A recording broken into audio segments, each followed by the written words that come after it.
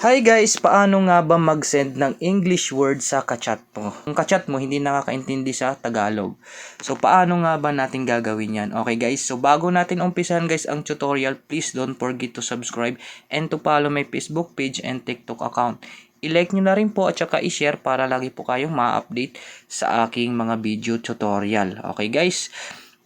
Umpisa na po natin, keep on watching. So, ang gagawin natin guys, dito sa messenger, halimbawa yung kachat mo, pupunta kayo dun sa account niya or sa messenger niya.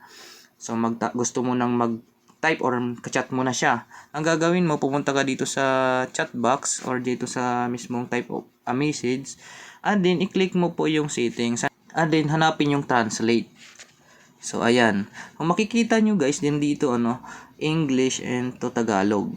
Ang gagawin nyo po, ipapalitan nyo po yan. Siyempre, kasi Tagalog tayo. Tagalog to English. Para ang gagawin natin, halimbawa, ay, kumusta ka na? So, ayan.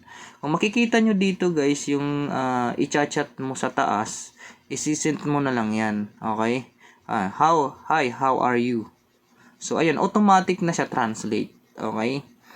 So, palitan naman natin. Halimbawa, okay lang